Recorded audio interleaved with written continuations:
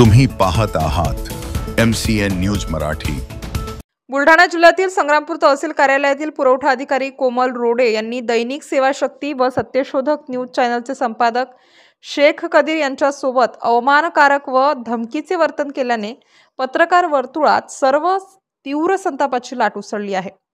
22 जुलै रोजी संग्रामपूर तहसील कार्यालयात ration card संदर्भातील काही तक्रारी आल्या असता पत्रकार शेख कदीर घटनास्थळी पोहोचले। त्यावर माहिती संकलनाच्या अधिकारात अडथळा निर्माण करत पुरवठा अधिकारी कोमल रोडे यांनी शेख कदीर यांना अपमानास्पद भाषा वापरत IPC 353 अंतर्गत गुन्हा दाखल करण्याची धमकी दिली आहे।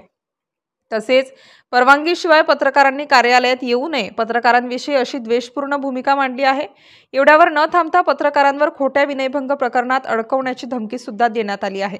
या पार्श्वभूमीवर संबंधित अधिकारी कोमल रोडे यांची चौकशी करून त्यांच्यावर तात्काळ शिस्तभंगाची कार्यवाही करण्याची मागणी करत, कार्यवाही न झाल्यास तीव्र आंदोलन छेडण्याचा इशारा पत्रकार संघटनेच्या वतीने 25 जुलै रोजी उपविभागीय अधिकारी जळगाव शैलेश काळे यांना देण्यात आलेल्या निवेदनातून देण्यात आला आहे।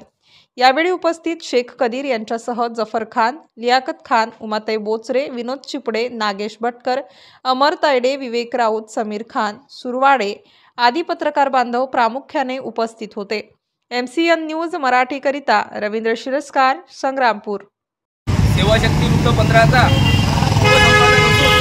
आणि सत्यशोधक न्यूज चॅनलचा संपादक असून 22 जुलै रोजी संग्रामपूर तहसील कार्यालयासमोर मी खाली उपस्थित होतो आणि वर दुसऱ्या मजल्यावर तहसील कार्यालयाच्या खिडकीमधून ओरडाओरडीचा आवाज येत असताना काही महिलांनी आणि पुरुषांनी मला त्या खिडकीतून पत्रकार साहेब इथपर्यंत या म्हणून आवाज दिला आणि मी त्या दल्लामध्ये उपस्थित झालो असता त्या ठिकाणवरील कोमल रोडे पुरवठा अधिकारी महिला या महिलांनी मोबाईलचा कॅमेरा चालू करून एका पुरुषाला 353 धमकी दिली की मी तुमच्या नावानं तक्रार देतो, पोलिसांना बोलावतो, मी तुमचं काम करत नाही, त्यांचे कागदपत्र उडवून दिले। आता मी त्या मॅडमला विचारपूस केली तर मॅडमनं माझाही व्हिडिओ बनवण्याचे प्रयत्न केला आणि मला धमकायचे प्रयत्न केले की तू कसा का माझ्या दल्लामध्ये आला।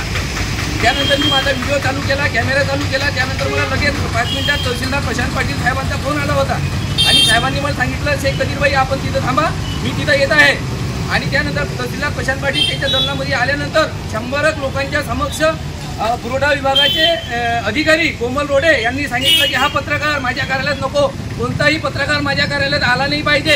आणि यांनी माझा व्हिडिओ कसा काढला, त्या व्हिडिओची यानं परवानगी घेतली काय? आता कोणत्या नियमानं पत्रकारांना परवानगी कुठं घ्यावी? आणि तहसीलदार प्रशांत पाटील स्वतः म्हणतात यानंतर तुम्ही जर माझ्या कार्यालयामध्ये आली व्हिडिओ शूटिंग काढली तर तुम्हाला परवानगी घ्यावी लागेल, असा कोणता नियम आहे? आणि पत्रकारांच्या समक्ष सगळ्या लोकांच्या समक्ष पत्रकारांची बदनामी करणं आणि त्यांच्यावर घाणेरडे म्हणजे कृत्य केलेले असे खोटे आरोप घेऊन 353 गुन्हे दाखल करण्याच्या धमक्या दिल्या गेल्या। त्यामुळे आज रोजी आम्ही उपविभागीय अधिकारी जळगाव जामोद साहेबांना निवेदन दिलं आहे आणि बुलढाणा जिल्ह्यात जास्तीत जास्त त्या महिलेवर जर कारवाई झाली नाही तर पत्रकार संघटनेकडून आवाज उठवला जाईल।